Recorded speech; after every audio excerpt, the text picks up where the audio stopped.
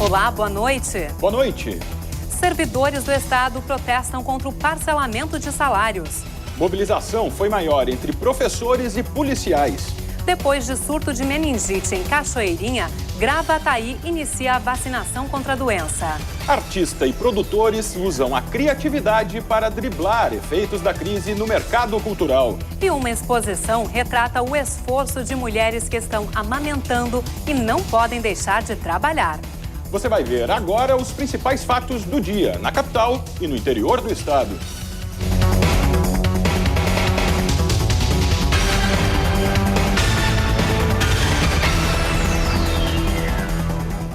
O governador José Ivo Sartori está reunido com os chefes do Legislativo e do Judiciário gaúcho. Eles discutem uma forma de minimizar o impacto da crise financeira no estado.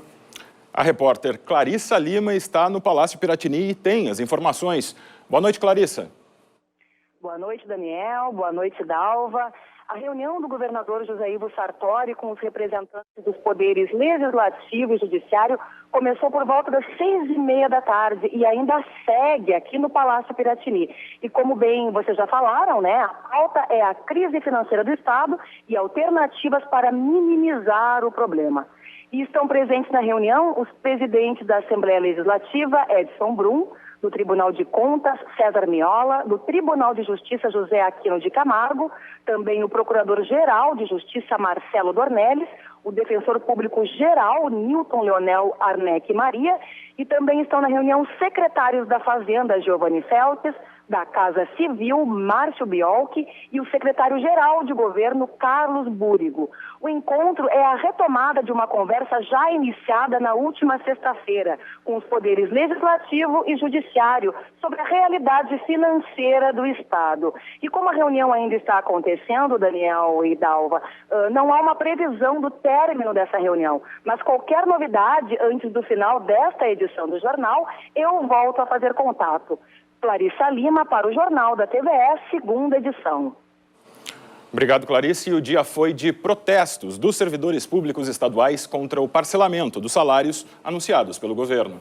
Na capital, a mobilização começou pela manhã. Professores, brigadianos e diversas categorias se reuniram no Centro Administrativo do Estado. Mulheres e parentes ligados à Associação das Esposas e Policiais Femininas da Brigada Militar montaram um piquete em frente à garagem do 9º Batalhão. Nenhuma patrulha saiu. Protestos também no Centro Administrativo do Estado. Pelo menos 300 servidores gritavam palavras de ordem em frente à entrada principal do prédio. Após os protestos no Centro Administrativo, os servidores seguiram em caminhada pela Borges de Medeiros em direção ao Palácio Piratini.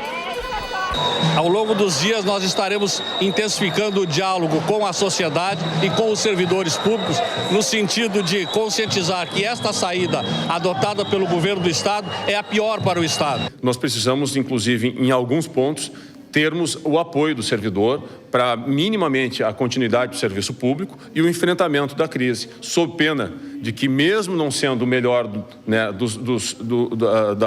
contexto, ela possa se agravar ainda mais financeiramente e socialmente. Então, tem que compreender de um lado, pedir compreensão do outro, transigir, ouvir, e tentar construir aí as alternativas disponíveis, já que o Rio Grande do Sul já usou demais a sua criatividade para driblar os outros momentos de crise. Hoje era para ser um dia de volta às aulas, mas segundo o Sindicato dos Professores, 98% das escolas estaduais não funcionaram. A Secretaria Estadual da Educação ainda não tem um balanço da paralisação. Nas escolas estaduais, a maioria dos alunos ficou sem aula. O Colégio Júlio de Castilhos, maior do Rio Grande do Sul, também não funcionou. A recomendação do CEPERS é para que as escolas adotem turno reduzido, pelo menos até o dia 17. Já a Secretaria da Educação afirma que as instituições devem cumprir o calendário. No dia 18, os professores têm assembleia para decidir se entram em greve. Nas lojas e bancos da capital, o funcionamento foi normal nesta segunda-feira, mas algumas instituições reforçaram a segurança. Isso para compensar a redução do policiamento. Segundo a Associação de Cabos e Soldados da Brigada Militar, pelo menos 70% dos policiais não saíram às ruas. Eles começaram uma espécie de operação padrão. Só fazem policiamento ostensivo com veículos e equipamentos em perfeitas condições. A Secretaria da Segurança disse que ainda está avaliando a situação. Já a Polícia Civil só registra ocorrências de crimes graves, como assassinatos e estupros. Durante a tarde, a categoria fez um protesto em frente ao Palácio da Polícia, na capital. Os policiais distribuíram panfletos em ônibus e lotações que passavam pelo local. O trânsito na Avenida Ipiranga foi parcialmente bloqueado e ficou em meia pista no sentido centro-bairro. E por causa dessa paralisação da Brigada Militar na capital, funcionários da Carris, a maior empresa de transporte de Porto Alegre, também cruzaram os braços. Os funcionários alegaram falta de segurança para sair às ruas. Os ônibus só voltaram a circular no início da tarde, depois que a empresa conseguiu na justiça que as garagens fossem liberadas. Caso a determinação não fosse cumprida, o sindicato dos funcionários teria de pagar multa de R$20 mil. A Carris opera 29 linhas e transporta mais de 200 mil passageiros diariamente. Apesar da decisão, no fim da tarde, muitos passageiros ainda esperavam nos pontos de ônibus para conseguir voltar para casa. Vamos ver, tô esperando. Disseram que era por causa que não tinha brigada, né? Acho que a Carris já está liberado, mas não teve problema, apenas demora, né? Que é normal no T4, mas não teve problema de trânsito. E também teve mobilização de servidores públicos em vários municípios do interior. Professores da Rede Estadual de Ensino de Caxias do Sul e mais 8 municípios da Serra paralisaram as atividades. Milhares de alunos ficaram sem aula. Os professores protestaram em frente à Coordenadoria Regional de Educação. A atividade contou com apoio de estudantes. Professor guerreiro do povo brasileiro! O servidor público não é o culpado pela crise financeira do Estado. A culpa da crise financeira do Estado são sucessivas gestões que não souberam administrar o Estado. Uma nova mobilização está marcada para o dia 11. Professores também protestaram em Santana do Livramento, na fronteira com o Uruguai. Dezenas de policiais civis paralisaram as atividades e podem seguir com os serviços suspensos se o governo do estado não pagar o restante dos salários. A Brigada Militar está com patrulhamento praticamente parado na cidade.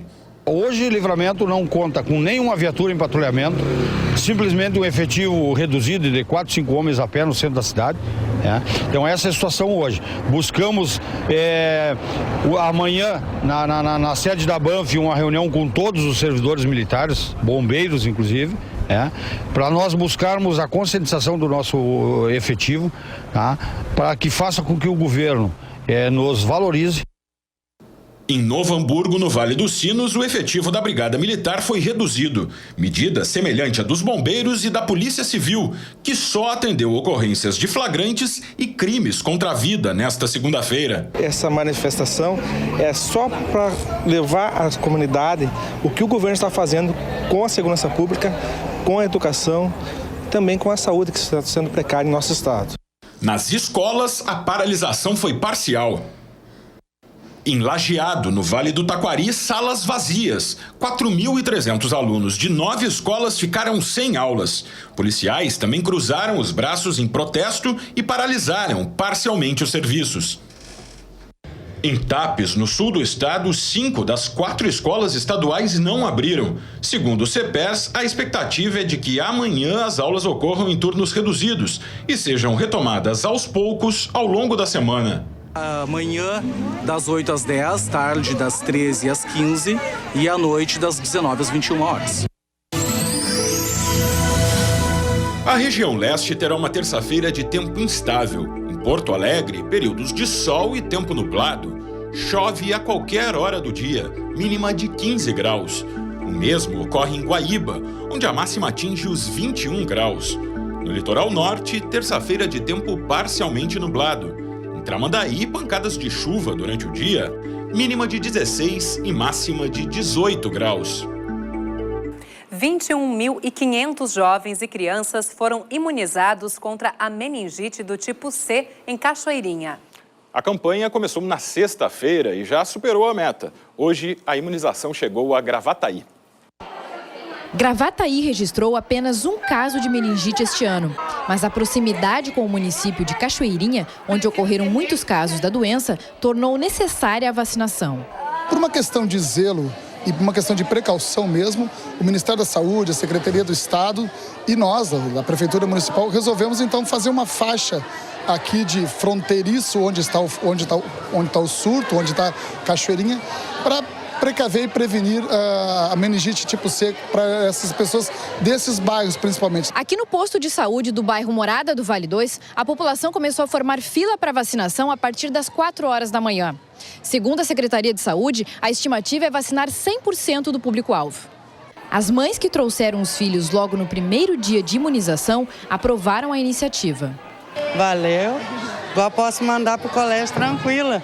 Essa vai na creche, né, também, né? Aquela estuda, né? Então a gente tem que fazer o melhor para os netos, para os filhos, para todo mundo, né? A gente fica com medo de mandar os filhos para a escola, né? Com esse problema. As 20 mil doses vão ser aplicadas nos postos dos bairros Morada do Vale 1 e 2. Podem ser vacinadas crianças e jovens até 20 anos. É preciso levar a carteira de vacinação, identidade ou certidão de nascimento e comprovante de residência. A Secretaria de Saúde de Gravataí pede para que os moradores tenham calma, pois a cidade não passa por um surto da doença. Importante não criar nenhum tumulto, não precisa vir correndo para as unidades de saúde, vai até sexta-feira e nós teremos todas as unidades, as vacinas, as doses suficientes para vacinar todo mundo que procurar até sexta-feira. A terça-feira será de tempo parcialmente nublado no oeste do estado. Na fronteira, pancadas de chuva à tarde e à noite. Faz 25 graus em Uruguaiana. Em São Borja, sol com muitas nuvens e possibilidade de chuva a qualquer hora do dia. Máxima de 25 graus. A mesma situação ocorre em Alegrete, onde as marcas vão dos 16 aos 25 graus. E veja ainda nesta edição, uma exposição retrata o esforço das mães para conciliar trabalho e amamentação. E logo após o intervalo, Cine oferece 150 vagas para pessoas com deficiência. E ainda, artistas têm que usar a criatividade para driblar os efeitos da crise no mercado cultural. A gente volta já.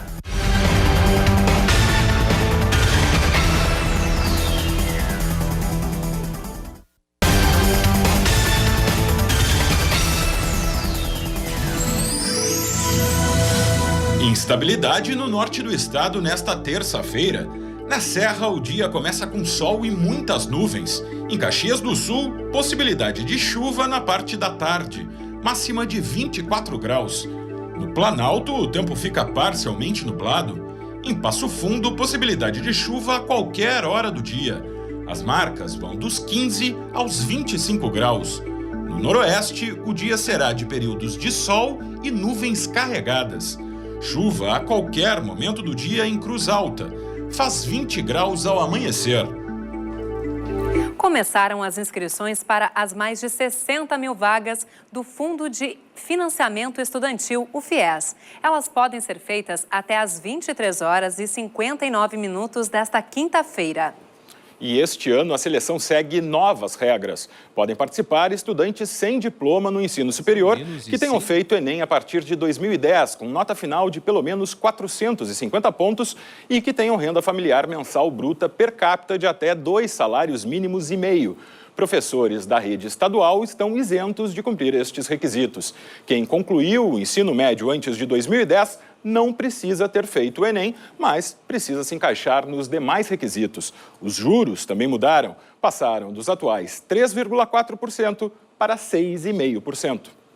E é bom ficar atento, porque o prazo para o aditamento dos contratos já vigentes também começa hoje. Segundo o Ministério da Educação, 100 mil pessoas precisam fazer essa renovação. O prazo para pedir a transferência integral de instituição de ensino ou a troca de curso termina no dia 31 de outubro. Outras informações pelo site que aparece aí no seu vídeo.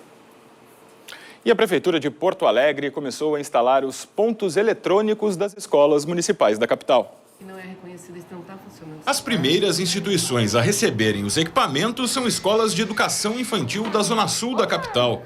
Ao todo, os pontos eletrônicos vão ser instalados em 98 escolas e devem atingir 4.900 servidores. Segundo a Secretaria de Educação, o novo sistema vai ser implementado gradualmente. Os diretores das escolas vão passar por cursos de capacitação para orientar os professores e funcionários sobre como operar os equipamentos. A vantagem é que cada funcionário pode controlar sua efetividade também.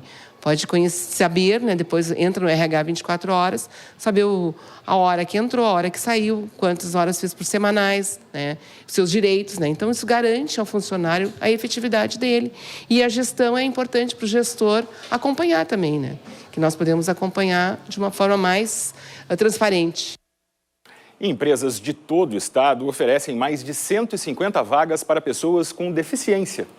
Em busca de uma oportunidade, muitos interessados chegaram cedo ao Cine do centro da capital. Desempregado há um mês, Matheus Santos, de 18 anos, foi hoje cedo à agência do Cine no centro de Porto Alegre. Portador de deficiência, ele foi se candidatar a uma vaga de repositor de mercadorias. Espero que eu consiga, né? Um bom emprego, espero que eu consiga essa vaga. São 30 vagas na área administrativa e de estoque disponibilizadas por uma rede de supermercados, todas destinadas a pessoas com deficiência.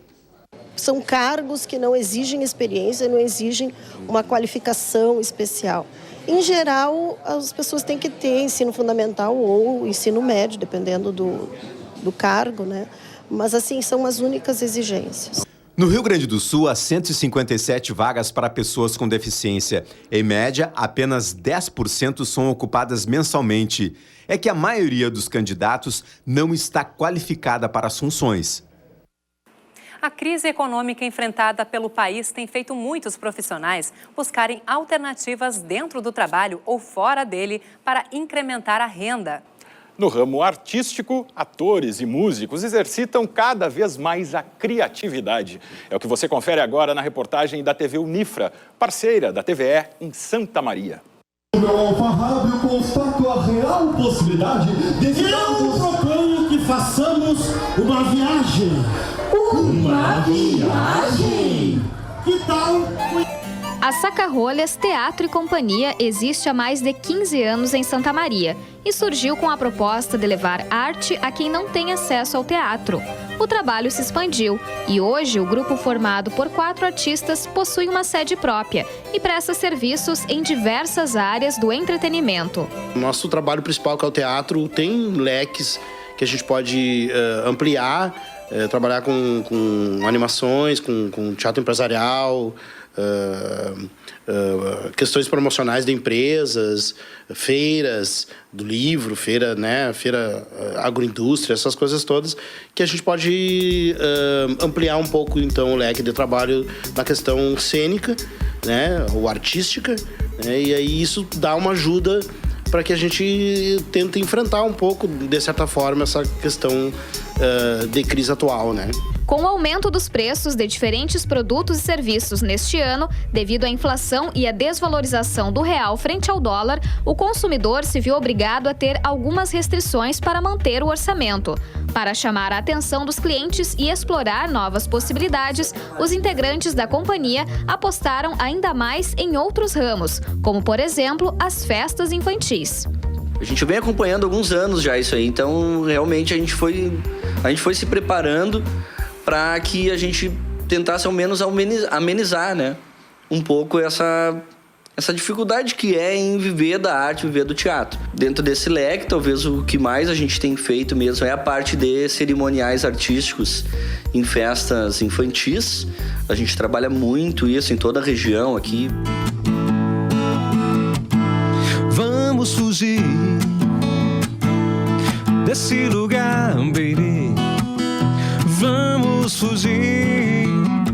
Assim como no teatro, na música não é diferente. O músico Patrick Cortez, que há mais de 20 anos se apresenta em eventos, bares e restaurantes de Santa Maria, também percebeu os efeitos da atual situação econômica do país. mal ou bem, o poder aquisitivo de algumas pessoas diminuiu, né? Todos sabem, né? E isso reduziu o custo. Como a música ela se torna um artigo, às vezes, meio supérfluo, né?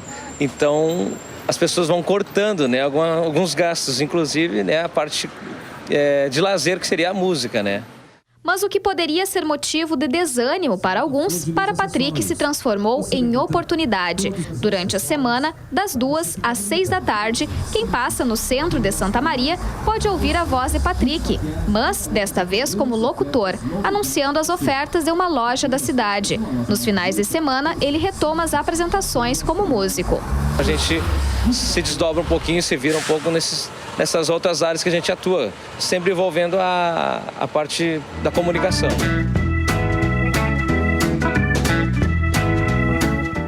Os servidores do Ministério do Trabalho entraram em greve. O governo federal garantiu reajuste salarial de 21% até 2018, mas os funcionários têm outras reivindicações. Os servidores do Ministério do Trabalho entraram hoje em greve no estado. Desde o início do mês passado, eles iam fazendo paralisações pontuais. Com a greve, deixam de ser emitidos o registro profissional, a carteira de trabalho e a concessão do recurso para o seguro-desemprego. Temos concurso público, nós somos muito poucos.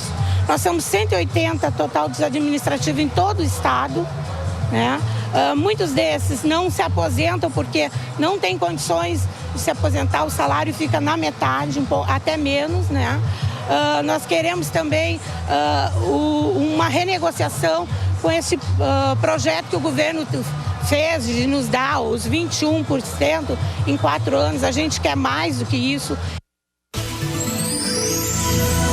A região central do estado terá uma terça-feira de tempo instável. Em Santa Cruz do Sul, períodos de sol e chuva. A umidade relativa do ar chega aos 93%, máxima de 21 graus. Em Santa Maria, o dia será de sol e muitas nuvens. Chove a qualquer hora. As marcas atingem os 21 graus. Tempo parcialmente nublado com possibilidade de chuva em Cachoeira do Sul. A mínima é de 17 graus. E assista no próximo bloco. O esforço das mães para conciliar trabalho e amamentação é retratado em imagens. Já, já.